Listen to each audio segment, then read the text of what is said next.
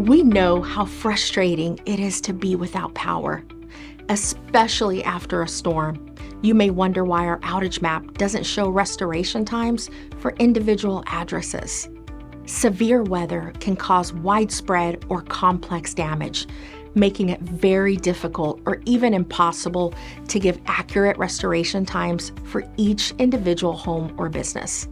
While our outage map can show individual restoration estimates during normal conditions or small storms, it's not intended to be used in that way for large-scale outages and complex damage. To keep customers informed while setting realistic expectations, we instead provide general estimated restoration timeframes for all our customers. When possible, we break these down by area. Keep in mind that these estimates are based on the best information we have at the time and can change based on the complexity of repairs in the field.